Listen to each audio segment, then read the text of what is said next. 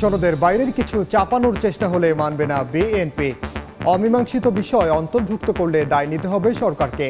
আদেশ জারির অবস্থা না থাকায় প্রজ্ঞাপন দেওয়ার পরামর্শ। আবারও রাজপথে জামায়াত সহ ৮ দল। সনদ বাস্তবায়নে সাংবিধানিক আদেশ জারি ও নভেম্বরে গণভোট সহ ৫ দাবি। পল্টনে সমাবেশে নেতাকর্মীর ঢল। তত্ত্বাবধায়ক ব্যবস্থা ফেরাতে আপিলের রায় ২০ নভেম্বর। আগামী নির্বাচনের পর কার্যকর চায় সব পক্ষ। বাতিল করাকে গণতন্ত্রের জন্য ক্যান্সার আখ্যা অ্যাটর্নি জেনারেলের।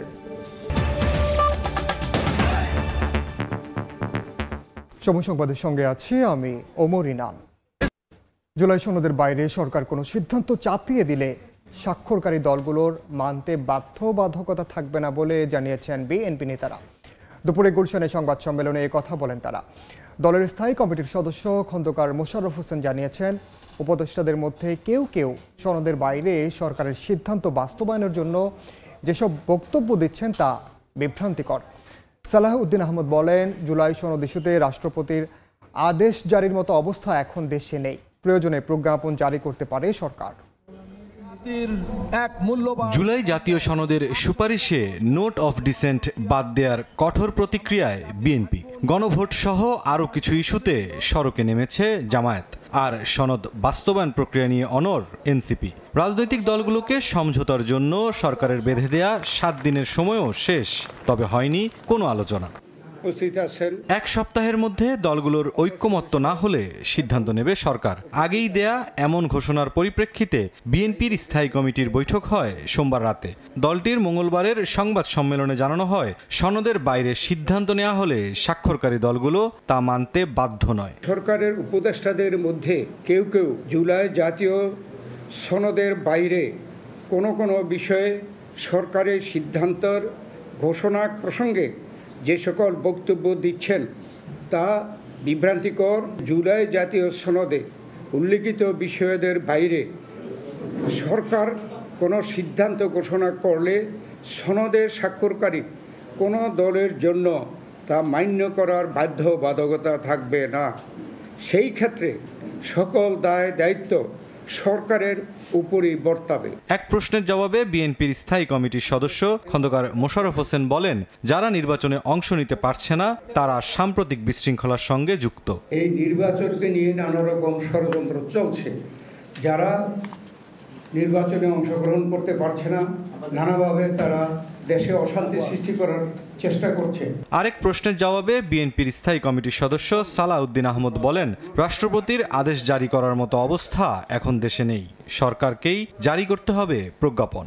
একমাত্র অধ্যাদেশ প্রণয়ন করা ছাড়া রাষ্ট্রপতির অন্য কোনোভাবে আইন প্রণয়ন করার ক্ষমতা এখন নেই। কিন্তু আদেশ জারি করার কোনো বিধান বর্তমান সংবিধানে নেই। কিন্তু যদি এখন কোনো প্রজ্ঞাপনকে আদেশ নামকরণ করতে চায় এবং সেটার আইনি মর্যাদা না থাকে, সেটা প্রজ্ঞাপনের মাধ্যমে সরকার প্রকাশ করতে পারে, গেজেট নোটিফিকেশন, আইন হবে না সেটা। বিএনপি জানিয়েছে, সার্বিক পরিস্থিতি নিয়ে আলোচনা হবে সরকারের সঙ্গে, রাজপথে নয়। কোনো প্রস্তাব তো আমাদেরকে দেয়া হয়নি। মুরসালিন হক জুনায়েদ, সময় সংবাদ, ঢাকা। সংস্কার নিয়ে ৯ মাস আলোচনার পরও অমীমাংসিত বিষয় রাজনৈতিক দলগুলোর ওপর চাপিয়ে দিলে অন্তর্বর্তী সরকারকে দায় নিতে হবে বলে হুঁশিয়ারি দিয়েছেন বিএনপি মহাসচিব মির্জা ফখরুল ইসলাম আলমগীর। দুপুরে ঠাকুরগাঁওয়ে মতবিনিময় সভায় তিনি আরও বলেন, ভোট হলে অস্তিত্ব থাকবে না বলেই নির্বাচন পেছাতে চায় জামায়াত। দেশজুড়ে চলছে নির্বাচনী ডামাডোল। দিনরাত এক করে নিজ নিজ নির্বাচনী এলাকায় ছুটছেন বিএনপির প্রার্থীরা। মঙ্গলবার দুপুরে ঠাকুরগাঁও সদরের বড়গাঁও ইউনিয়নে নির্বাচনী মতবিনিময় সভায় যোগ দেন বিএনপির মহাসচিব মির্জা ফখরুল ইসলাম আলমগীর। বলেন, সন্ত্রাস দিয়ে রাজনীতিতে টিকে থাকতে চান শেখ হাসিনা, কিন্তু আওয়ামী লীগকে কখনো ক্ষমা করবে না জনগণ। বিএনপি মহাসচিব বলেন, ভোট হলে নিজেদের অস্তিত্ব থাকবে না বলেই নানা অজুহাতে নির্বাচন পেছাতে চায় জামায়াত। দেশে পিআর বাস্তবায়ন হবে কিনা তা নির্ধারণ করবে আগামী সংসদ। জামায়াত ইসলাম প্রথম বলতেছে ওটাই করিবা হবে, ওটা না করলে নাকি ভোট হবে না। ভাই ভোটকে তো ভয় পাচ্ছ কেন? তাহলে তুমি জানো যে ভোট হলে তোমার অস্তিত্ব থাকবে না। সংস্কার নিয়ে ৯ মাস রাজনৈতিক দলগুলোর সঙ্গে আলোচনার পরও অমীমাংসিত বিষয় চাপিয়ে দিতে চাইলে এর দায় অন্তর্বর্তী সরকারকে নিতে হবে বলে হুঁশিয়ারি দেন মির্জা ফখরুল। দীর্ঘ ৯ মাস আপনি যে সংস্কারের নাম করে সব রাজনৈতিক দলগুলোর সাথে কথাবার্তা বললেন এবং একটা একমত হলেন অনেকগুলো বিষয়ে, সেই একমত হওয়া বিষয়ের বাইরে আপনি কোনো কিছু যদি আইন চলে এই দেশের মানুষের উপর চাপাই দিতে চান, তাহলে সব দায় দায়িত্ব আপনার মানুষটা গ্রহণ করবে না। বিএনপি ক্ষমতায় গেলে প্রথম 15 মাসের মধ্যে 1 কোটি মানুষের কর্মসংস্থান সৃষ্টিসহ নারীদের জন্য ফ্যামিলি কার্ড ও কৃষকদের জন্য ফার্মার্স কার্ড করা হবে বলে জানান বিএনপি মহাসচিব। সময় সংবাদ, ঠাকুরগাঁও। জুলাই সনদ বাস্তবায়নে সাংবিধানিক আদেশ জারি ও নভেম্বরে গণভোট সহ 5 দফা দাবিতে সমাবেশ করছে জামায়াতে ইসলামী সহ 8 দল। দুপুর 2টায় রাজধানীর পল্টন মোড়ে শুরু হয়েছে এই সমাবেশ। অংশ নিয়েছে ইসলামী আন্দোলন বাংলাদেশ, বাংলাদেশ খেলাফত মজলিস, নিজামে ইসলাম পার্টি, বাংলাদেশ খেলাফত আন্দোলন, বাংলাদেশ ডেভেলপমেন্ট পার্টি ও জাতীয় গণতান্ত্রিক পার্টির নেতাকর্মীরা। সমাবেশ থেকে জুলাই জাতীয় সনদ বাস্তবায়নের লক্ষ্যে প্রয়োজনীয় সাংবিধানিক আদেশ জারি এবং এর ভিত্তিতে চলতি মাসে গণভোট আয়োজন, পিআর পদ্ধতিতে নির্বাচন, জাতীয় পার্টি ও 14 দলের কার্যক্রম নিষিদ্ধ করার দাবি জানাচ্ছেন নেতাকর্মীরা।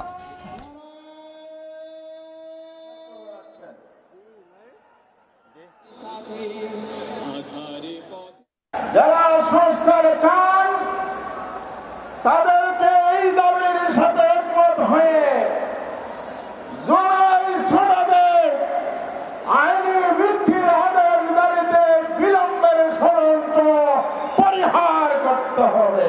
2 দিন পরে 13 তারিখ জানি কারা আবার নতুন কর্মসূচি দেওয়ার চেষ্টা করছে। কর্মসূচির নাম নাকি লকডাউন। ফ্যাসিস্ট শেখ হাসিনা আওয়ামী লীগের শীর্ষ নেতৃবৃন্দকে নিয়ে হিন্দুস্তানে লক হয়ে গেছেন। যানবাহনে অগ্নিসংযোগ প্রসঙ্গে এনসিপির দক্ষিণাঞ্চলের মুখ্য সংগঠক হাসনাত আব্দুল্লাহ বলেছেন, আওয়ামী লীগের কার্যক্রমকে কেন বৈধতা দেয়া সম্ভব নয় তা গত 2 দিনে প্রমাণ হয়েছে। আইনশৃঙ্খলা বাহিনী সুসংহত না হলে সুষ্ঠু নির্বাচন করা সম্ভব নয় বলেও মন্তব্য করেন তিনি। সকালে নারায়ণগঞ্জের দলের জেলা ও মহানগর কার্যালয় উদ্বোধনী অনুষ্ঠান শেষে হাসনাত আব্দুল্লাহ আরও বলেন, সংস্কারের বিপক্ষে অবস্থান নেওয়া কোনো দলের সঙ্গে জোট করবেন না তারা। সংস্কারের পক্ষের শক্তিগুলো যদি আমাদের সাথে আসতে চায় তাদেরকে সাথে নিয়ে আমরা জোট গঠন করতে পারি। কিন্তু যারা সংস্কারের বিপক্ষে অবস্থান নিয়েছে, যারা দেশের সংস্কার কার্যক্রমকে বাধাগ্রস্ত করেছে, 24-এ যে কারণে মানুষ রাস্তায় নেমে এসেছিল, সেই জন আকাঙ্ক্ষার বিরুদ্ধে যারা অবস্থান নিয়েছে, তাদের সাথে এনসিপির কোনো জোট, তাদের সাথে এনসিপির কোনো ধরনের কোনো নির্বাচনী অ্যালায়েন্স সেটি আসলে সম্ভব নয়। গত 2 দিনের কার্যক্রমে বুঝে যাওয়া উচিত যে আওয়ামী লীগ কখনোই গণমানুষের দল ছিল না।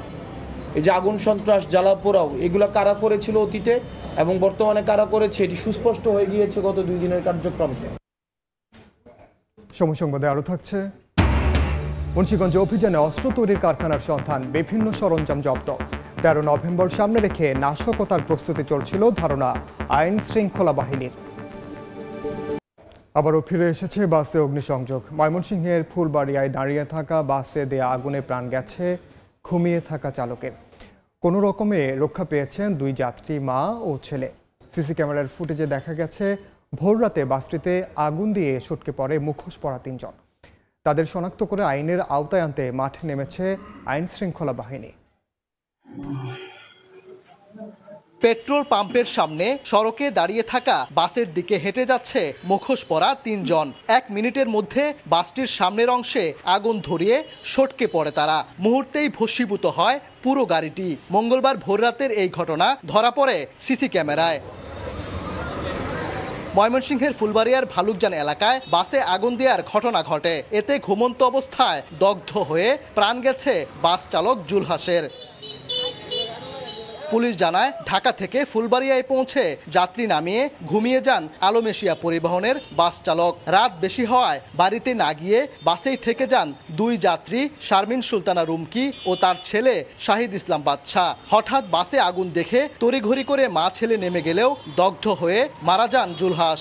মানুষ যে এত নিষ্ঠুর হতে পারে এটা আমার জীবনে আজকে প্রথম দেখলাম। পিছনে যারা নেপথ্যে যারা আছে, আমরা চাই ফুলবাড়ির মানুষ চায় তাদের দৃষ্টান্তমূলক শাস্তি হোক এবং খুব দ্রুত, খুব দ্রুত গতিতে এটা আমরা দেখতে চাই। পুলিশ ইনভেস্টিগেশন টিম আমরা কথা বলছি বারংবার এটা তারা উদ্ঘাটন করবে এবং যে মারা গিয়েছে আমরা তার পরিবারের প্রতি সমবেদনা জ্ঞাপন করছি, সেই সাথে আমরা তাদের আর্থিক সহযোগিতার ব্যবস্থা করবো ইনশাআল্লাহ। বাসে অগ্নিসংযোগ ও বাস চালকের মৃত্যুর ঘটনায় হতবাক ও ক্ষুব্ধ সাধারণ মানুষ। দুর্বৃত্তদের অগ্নিসংযোগে কঙ্কালসার এই বাসটি। পুলিশ বলছে কারা এই ঘটনা ঘটিয়েছে তাদেরকে শনাক্ত করার কাজ করছেন তারা। অবশ্যই এটা নাশকতা, কারণ আপনারা দেখে থাকবেন যে বেশ কিছুদিন ধরে আওয়ামী লীগ এবং তার অঙ্গ সংগঠন এবং তার নিষিদ্ধ কিছু সংগঠন প্রতিনিয়ত সোশ্যাল মিডিয়াতে বিভিন্ন ধরনের নাশকতামূলক কর্মকাণ্ড জন্য তারা বিভিন্ন ধরনের প্রোপাগান্ডা চালাচ্ছিল। এটা তাদেরই হয়তো বা কাজ হয়ে থাকতে পারে। তাদের শনাক্ত করার আমরা চেষ্টা করতেছি এবং মামলা নিয়ে আমরা প্রয়োজনীয় আইনগত ব্যবস্থা নেব। নিহত চালক জুলহাসের বাড়ি উপজেলার কৈয়ারচালা এলাকায়। তার সহকর্মীরা জানান দীর্ঘদিন চালকের সহযোগীর কাজ করলেও 3 মাস ধরে বাসটি চালাচ্ছিলেন তিনি। ওবায়দুল হক, সময় সংবাদ, ময়মনসিংহ। 13 নভেম্বর কার্যক্রম নিষিদ্ধ আওয়ামী লীগের লকডাউন কর্মসূচি নিয়ে সতর্ক অবস্থানে সরকার। তবে কোনো আশঙ্কার কারণ নেই বলে জানিয়েছেন স্বরাষ্ট্র উপদেষ্টা। সন্দেহভাজন কাউকে দেখলে আইন শৃঙ্খলা বাহিনীকে জানানোর আহ্বান জানান তিনি। আর নির্বাচন সামনে রেখে আওয়ামী লীগ ধ্বংসাত্মক কার্যক্রমের চেষ্টা করছে বলে মন্তব্য করেছেন প্রধান উপদেষ্টার প্রেস সচিব।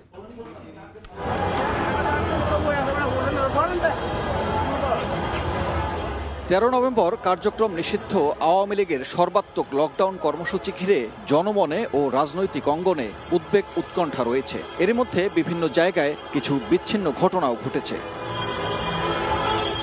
তবে সচিবালয়ে আইন শৃঙ্খলা সংক্রান্ত উপদেষ্টা পরিষদ সভা শেষে স্বরাষ্ট্র উপদেষ্টা জানান সতর্ক আছে সরকার। জোরদার করা হয়েছে নিরাপত্তা। নাশকতা প্রতিরোধে বাহিনীর সাথে সাধারণ মানুষকে এগিয়ে আসার আহ্বান জানান তিনি। কয়েকটা জায়গায় ককটেল ও বিস্ফোরণ হয়েছে, এগুলি যেন না দেওয়া করতে পারে এই জন্য আইন শৃঙ্খলা বাহিনীকে ইনস্ট্রাকশন দেওয়া হয়েছে। যারা এই কাজগুলি করতেছে এরা কিন্তু সব দুষ্কৃতিকারী। শক্ত অবস্থানের জন্য আপনারা দেখছেন আমাদের পেট্রোলিং এর সংখ্যা বাড়ানো দেওয়া হয়েছে, কেপিআইগুলিতে নিরাপত্তা আরও জোরদার করা হয়েছে। তারপরে যে ধরেন এই যে রাস্তাঘাটে এই যে ধরেন যে বাসে আগুন তেল টেল রেডি করে এইগুলির বন্ধ করে দেওয়া হয়েছে। প্লাস আইন শৃঙ্খলা বাহিনীগুলি তাদের স্ট্যাটিক ডিউটিগুলো আরও বৃদ্ধি করা হয়েছে। রাস্তার পাশে যে তেল বিক্রি করা এই কিছুদিনের জন্য এটা বন্ধ থাকবে, যেহেতু এই তেল বিক্রি করে এই তেল দিয়ে অনেক সময় বিভিন্ন ধরনের অঘটনটা ঘটায় ফেলায়। এদিকে কুমিল্লার 14 গ্রামে কুলিয়ারা উচ্চ বিদ্যালয়ের 4তলা ভবনের ভিত্তিপ্রস্তর স্থাপন অনুষ্ঠানে প্রধান উপদেষ্টার প্রেস সচিব বলেন দেশে নির্বাচনের হাওয়া বইতে শুরু করেছে, আর নির্বাচনকে সামনে রেখেই আওয়ামী লীগ ধ্বংসাত্মক সহিংসতার চেষ্টা করছে। 13 তারিখকে সামনে রেখে আওয়ামী লীগ তাদের এক ধরনের ডিস্ট্রাকটিভ এবং ভায়োলেন্ট অ্যাক্টিভিটিস করার চেষ্টা করছে। তো আমাদের পুলিশ সারা দেশেই অ্যালার্ট আছে। সব রকমের পরিস্থিতি মোকাবেলায় পুলিশ প্রস্তুত রয়েছে বলেও মন্তব্য করেন প্রেস সচিব। সানবীর রূপল, সময় সংবাদ, ঢাকা। তত্ত্বাবধায়ক সরকার ব্যবস্থা ফিরবে কিনা 20 নভেম্বর সিদ্ধান্ত জানাবেন সর্বোচ্চ আদালত। বিএনপি, জামাত, রাষ্ট্রপক্ষ সহ সব পক্ষই ফেব্রুয়ারি নির্বাচন অন্তর্বর্তী সরকারের অধীনে করে পরের নির্বাচন থেকে তত্ত্বাবধায়ক সরকারের অধীনে করার পক্ষে মত দিয়েছেন। অ্যাটর্নি জেনারেল বলেন তত্ত্বাবধায়ক সরকার ব্যবস্থা বাতিলের রায় ছিল গণতন্ত্রের জন্য ক্যান্সার। এই ব্যবস্থা ফিরলে গণতন্ত্র ও ভোটাধিকার সুসংহত হবে। বিএনপি, জামাত, রাষ্ট্রপক্ষ সহ সব আইনজীবীরাই বলছেন আওয়ামী লীগ সরকারের প্ররোচনায় কলমের এক খোঁচায় তত্ত্বাবধায়ক সরকার ব্যবস্থা বাতিল করে দিয়ে দেশের নির্বাচনী ব্যবস্থাকে এক গভীর সংকটে ফেলে দেন সাবেক প্রধান বিচারপতি এবিএম খায়রুল হক। এরপর 3টি বিতর্কিত নির্বাচনে একতরফাভাবে জিতে যায় আওয়ামী লীগ। আমার কর্তব্য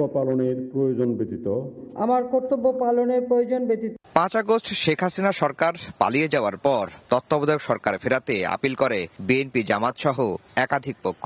10 কার্যদিবসের শুনানি শেষে মঙ্গলবার এ মামলার রায়ের জন্য 20 নভেম্বর দিন ধার্য করেন প্রধান বিচারপতির নেতৃত্বাধীন 7 সদস্যের আপিল বিভাগ। খায়রুল হক দেশের সর্বোচ্চ আদালতকে রাজনৈতিক উদ্দেশ্য প্রণোদিতভাবে তিনি ব্যবহার করেছেন। তিনি শুধু তাই করেন নাই, জাজমেন্টের মধ্যে আদালতের রায়কে তিনি উপেক্ষা করে তিনি তার নিজের ইচ্ছা মতো রাজনৈতিক উদ্দেশ্য প্রণোদিতভাবে এই জাজমেন্টটি দিয়েছেন। বিচারপতি এবিএম খায়রুল হকের রায়টি পূর্ণাঙ্গভাবে রিভিউ করার জন্য আবেদন করেছি। এই রিভিউ এলাও হলে নির্দলীয় তত্ত্বাবধায়ক সরকার ব্যবস্থা সংবিধানে ফিরেও আলটিমেটলি সেটির অধীনে পরবর্তী নির্বাচন অর্থাৎ 2026 সালের ফেব্রুয়ারিতে অনুষ্ঠিতব্য নির্বাচনের পরে নির্বাচন থেকে এই সংশোধনটি কার্যকর হবে। এই মামলায় সব পক্ষই সর্বোচ্চ আদালতে আবেদন জানায় ফেব্রুয়ারির নির্বাচন অন্তর্বর্তী সরকারের অধীনে করে পরের নির্বাচন থেকে তত্ত্বাবধায়ক সরকারের অধীনে করার। আদালত যে রায়টা রিভিউ করছেন বিচারপতি খায়রুল হকের নেতৃত্বে যে রায়, সেটা বাতিল করবেন এবং সেটা বাতিল যদি করা হয় তাহলে ত্রয়োদশ সংশোধনী সংবিধানে ফিরে আসবে। This government and caretaker government is two different dimension. এই জন্য আপাতত it is not possible to implement. It will be implemented after certain period of time, may be held from 14th parliamentary election, not from 13th. আর attorney general বলছেন তত্ত্বাবধায়ক সরকার ব্যবস্থা বাতিলের রায় ছিল গণতন্ত্রের জন্য ক্যান্সার। তত্ত্বাবধায়ক সরকারের উপরে যে রায় খায়রুল হক সাহেবরা দিয়ে গেছেন, সেই রায়কে চিরতরে বিনাশ করতে চাই, সেই রায়কে চিরতরে শেষ করে দিতে চাই। কারণ ওই রায় আমার গণতন্ত্রের জন্য একটা অন্যতম ক্যান্সার হিসাবে আবির্ভূত হয়েছে। 1996 সালে সংবিধানের ত্রয়োদশ সংশোধনীর মাধ্যমে তত্ত্বাবধায়ক সরকার আনে সে সময় বিএনপি সরকার। এই সরকারের অধীনে হওয়া 3টি নির্বাচন গ্রহণযোগ্যতা পায় দেশে বিদেশে। 2009 সালে ক্ষমতায় এসে আদালতের এক বিতর্কিত রায়ের আলোকে এই ব্যবস্থা বাতিল করে আওয়ামী লীগ সরকার। আনা হয় সংবিধানের 5ম সংশোধনী। সরকারের রক্তচক্ষু উপেক্ষা করেছে। আফজাল হোসেন, সময় সংবাদ, ঢাকা। বাগেরহাটে 4টি সংসদীয় আসন বহাল রাখার হাইকোর্টের রায়ের বিরুদ্ধে চেম্বার আদালতে আবেদন করেছে নির্বাচন কমিশন। এদিকে আদালতের রায় অনুযায়ী বাগেরহাট 4 আসন বহাল রাখার বিষয়ে ইসিকে সিদ্ধান্ত নেওয়ার আহ্বান জানিয়েছে সেখানকার স্থানীয় রাজনৈতিক দল ও বিভিন্ন সামাজিক সংগঠনের নেতৃবৃন্দ। সকালে নির্বাচন ভবনে সিইসির সঙ্গে সাক্ষাৎ শেষে বাগেরহাট 4 আসনে বিএনপি, জামায়াতে ইসলামী সহ বিভিন্ন রাজনৈতিক দলের নেতৃবৃন্দ হাইকোর্টের রায়কে ন্যায় বিচার উল্লেখ করে স্বাগত জানান।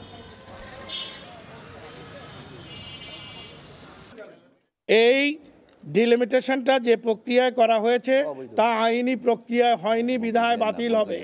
আদালত সেটাই করেছেন, আইনি প্রক্রিয়া হয়নি বলেই বাতিল করেছেন। এই জন্য ব্যাখ্যা আদালত দেবেন, ব্যাখ্যা রায়ে থাকবে। মুন্সিগঞ্জ শহরের পূর্ব শিলমন্দিতে সেনাবাহিনী ও পুলিশের যৌথ অভিযানে একটি অস্ত্র তৈরির কারখানার সন্ধান পাওয়া গেছে। আকস্মিক অভিযানে অস্ত্র তৈরির নানা সরঞ্জাম উদ্ধার করা হয়। আইন শৃঙ্খলা বাহিনীর ধারণা আসন্ন নির্বাচন ও 13 নভেম্বর সামনে রেখে নাশকতার প্রস্তুতি হিসেবে অস্ত্র তৈরির কাজ চলছিল। গভীর রাতে মুন্সিগঞ্জ শহরের পূর্ব শিলমন্দিতে একটি গুদামে পাওয়া গেছে এই অস্ত্র তৈরির কারখানার সন্ধান। সীসার কার্তুস, লোহার but, barrel, spring, welding machine, drill machine, লোহার বোল্ট এবং লেদ মেশিন সহ অস্ত্র তৈরির বিভিন্ন উপকরণ মিলেছে কারখানাটিতে।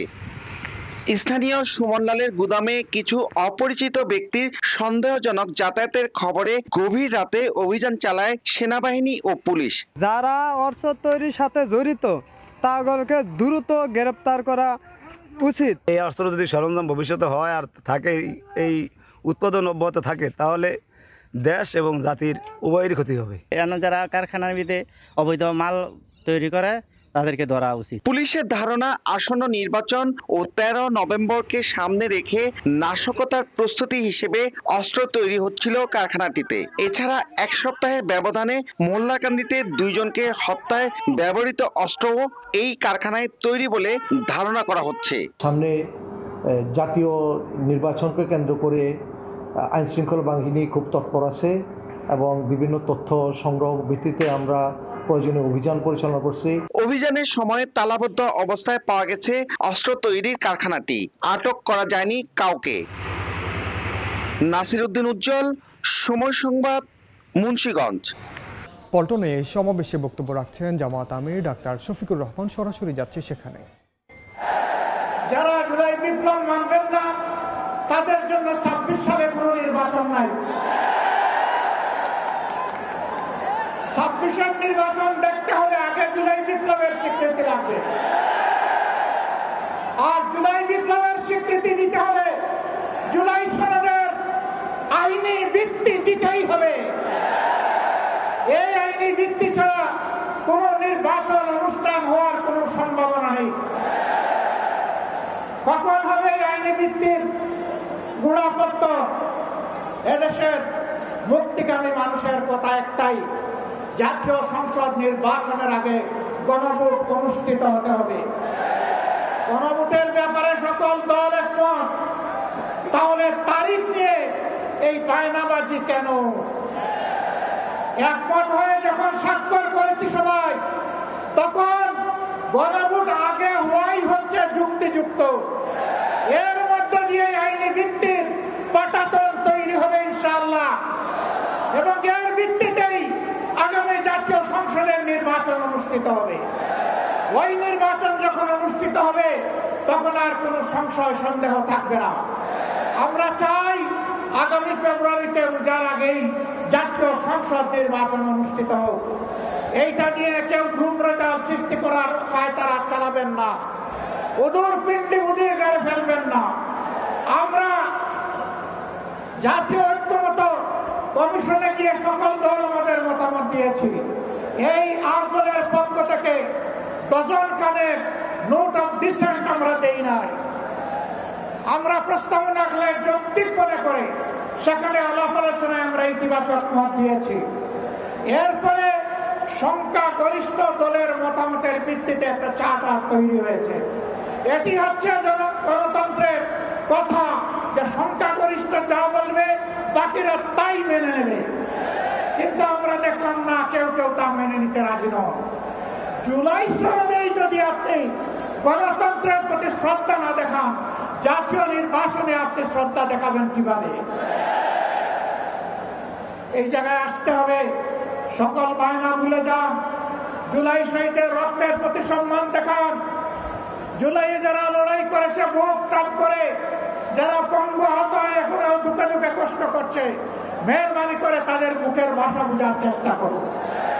আমার ভাই আল্লামা মামুনুল হক সাহেব বলেছেন, লড়াই করে ফ্যাসিবাদ বিদায় করেছি, লড়াই করে জনগণের দাবি আদায় করব। আমি স্পষ্ট ভাষায় বলতে চাই, কোন দলের নয়, জনতার বিজয় হবে ইনশাআল্লাহ। জনতা কি চায় কান পেতে শোনার চেষ্টা করুন।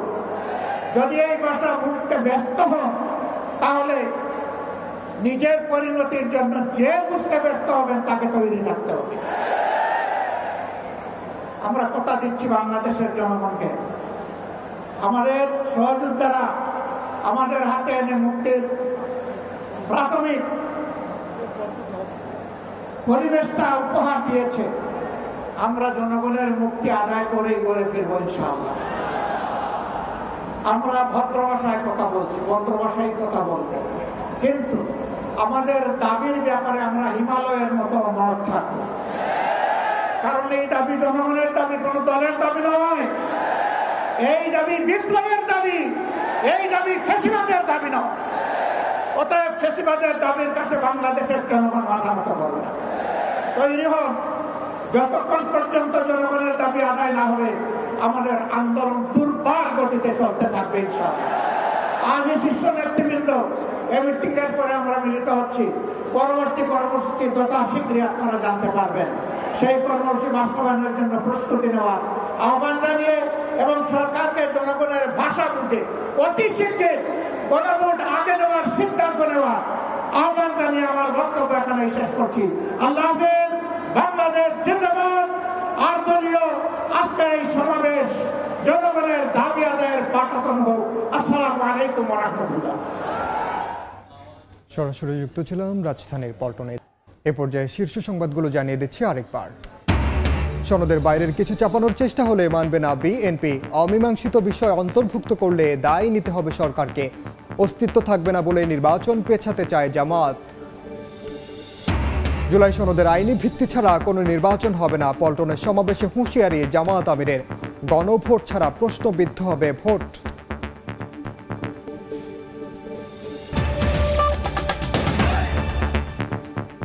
এই ছিল বিকেল 3টার সময় সংবাদ। এরপর আন্তর্জাতিক সময়ের সঙ্গে থাকবেন সহকর্মী ইমদাদুল হক।